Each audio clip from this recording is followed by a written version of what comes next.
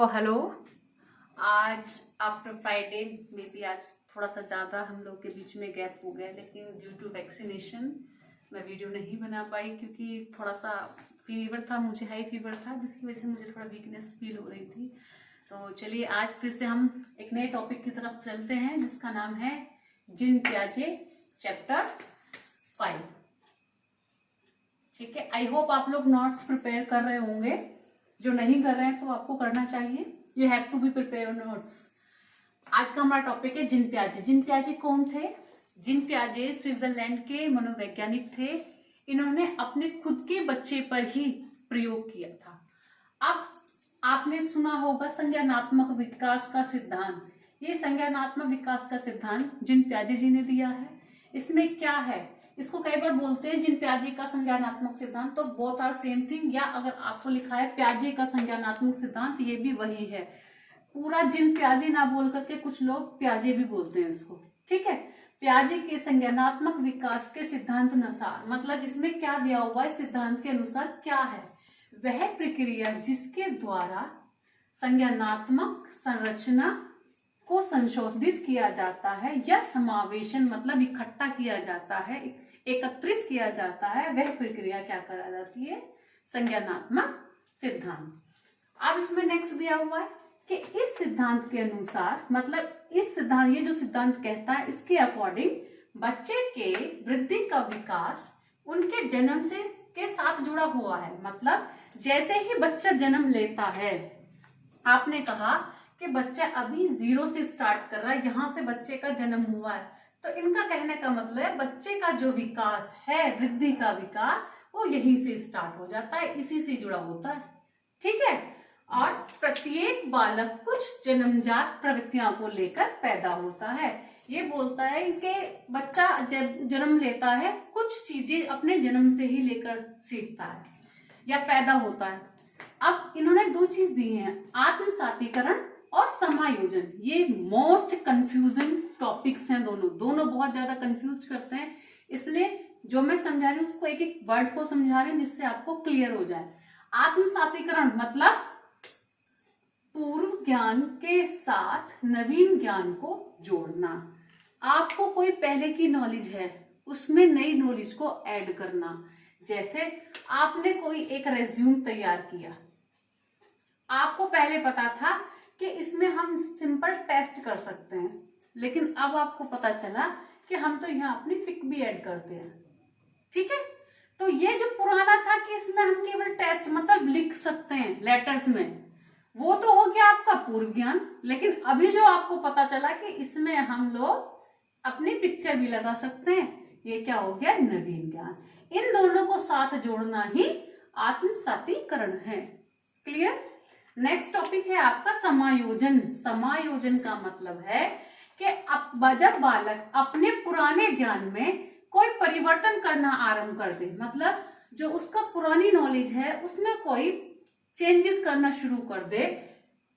Schema मतलब schema, सबसे पहले चीज तो आपको स्कीमा ही नहीं पता होगी। स्कीमा क्या होता है? स्कीमा एक होता है जब हम अपने माइंड में किसी चीज को लेकर एक फ्रेम तैयार कर लेते हैं कि ये चीज ऐसे है, ये वैसे है, वो स्कीमा होती है। स्कीमा के अंदर कोई भी परिवर्तन करना, वो हमारा समायोजन कहलाता है, क्योंकि दोनों को एक साथ जोड़ रहे हैं, समायोजन कर रहे हैं। क्लियर है।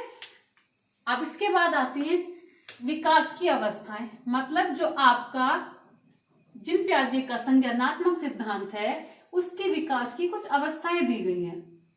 बेसिकली इसकी 4 अवस्थाएं होती हैं। नंबर 1 है इंद्रिय जनित गामक अवस्था, सेकंड है पूर्व सक्रियात्मक अवस्था, थर्ड है मूर्त सक्रियात्मक अवस्था, फोर्थ है अमूर्त या औपचारिक सक्रियात्मक अवस्था। अब मैं आपको इसको समझने की या याद करने की ट्रिक बताती हूँ। हमें इसको आपको क्या करना है, एक सेंटर में इस तरीके से ड्रॉ लाइन खींचनी है। ठीक है, ये लाइन को ड्रॉ करने के बाद ये आपको समझ में आ गया 2 पार्ट्स में डिवाइड। पहला क्या है, अप, सेकंड है डाउन। आई थिंक ये आपको कहीं यूट्यूब चैनल पे नहीं मिलेगी ये ट्रिक। ये क्या है, अप। अप का मतलब है जो चीज हमारी पहले होती है। पहले का मतलब कि इंद्रिय जनित गामक की अवस्था क्या है, 0 से 2 वर्ष, मतलब जन्म से 2 वर्ष। उसके बाद पूर्व सक्रियात्मक की अवस्था 2 से 7। ये सारी अवस्थाएं इसके बाद की हैं। तो अब आपका मतलब पहले में कौन सी 2 अवस्थाएं आएंगी, पहली रखना यार इंद्रिय जनित गामक और दूसरी पूर्व सक्रियात्मक अवस्था। तो ये क्या हो गई अप। इनके बाद डाउन का मतलब नीचे जो आपने बनाई हुई है 2, इसमें क्या है मूर्त, ये किसके पार्ट है डाउन का, इसकी एज क्या है 7 से 11। अमूर्त या औपचारिक, इसकी एज क्या है 11 से आगे की एज सारी इसी में एड ऑन होती है। तो जो अगर आपको याद माइंड में एक स्किल याद रखना कि आपने एक सेंटर में इस तरीके से लाइन खींची थी और यहां से भी आपने यहाँ लिखा था 1 2 3 4, जो स्टार्टिंग के ऊपर की 2 थी अप जो थी और 2 है हमारी डाउन। तो आपसे पहले की जो अप का मतलब कैसे याद रखेंगे कि अप में जो थी वो है 0 से 2 और 2 से 7। इसके बाद आती है डाउन में क्या 7 से 11, 11 से आगे। क्लियर है। और एक चीज ये मैंने कहीं भी नहीं पढ़ा है, लेकिन आपको मैं बताती हूँ, बड़ी मुश्किल से ये मैं सर्च कर पाई हूं कि पूर्व सक्रियात्मक अवस्था की भी 2 टाइप होते हैं। पहला है पूर्व प्रत्यात्मक काल, दूसरा आनप्रग काल। इसकी एज है 2 से 4 और इसकी एज है 4 से 7, इसलिए इसको बोलते हैं 2 से 7। क्लियर है। एक क्विक सा एक रिव्यू ले लेते हैं हम लोग। हमने आज क्या पढ़ा है, हमने पढ़ा है जिन प्याजे जी के सिद्धांत। मैंने आपको बताया ये स्विट्जरलैंड के रहने वाले थे, वहां के वैज्ञानिक थे, इन्होंने अपने खुद के बच्चे पे ही प्रयोग किया था और इनके इस संज्ञानात्मक विकास के सिद्धांत के अनुसार क्या कहते हैं, ये कहते हैं कि बच्चा जो है उसकी वृद्धि जन्म से जुड़ी होती है और दूसरा उन्होंने बताया कि प्रत्येक बालक कुछ ना कुछ प्रक्रिया लेकर जन्म पैदा होता है। दूसरा इन्होंने अपने इसमें 2 चीजें दी हैं, आत्मसातीकरण और समायोजन। आत्मसातीकरण क्या है, पूर्व ज्ञान के साथ नवीन ज्ञान को जोड़ना।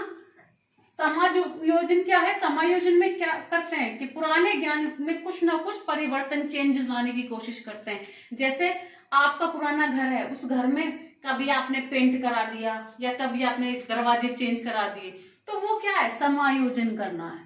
ठीक है।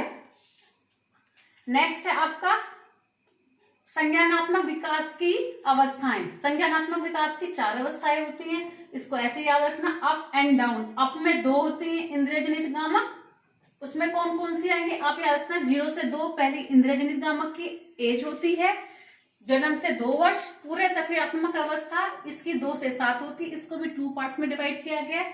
पूर्व प्रत्यात्मक काल इसका 2 से 4 होता है, आंतप्रग काल को बोलते हैं 4 से 7। इसके बाद डाउन में फिर 2 अवस्थाएं रह जाती हैं, मूर्त सक्रियात्मक अवस्था 7 से 11, अमूर्त औपचारिक सक्रियात्मक अवस्था 11 से आगे की। इनकी एक्सप्लेनेशन मैं आपको बाद नेक्स्ट वीडियो में बताऊंगी कि इनमें कैसे आप इसको पहचानेंगे कि इंद्रजनित गामक कौन सी है या पूर्व कौन सी है, अमूर्त कौन सी है, मूर्त कौन सी है। नेक्स्ट वीडियो में मैं आपको इसके बारे में एक्सप्लेनेशन दूंगी। Thank you.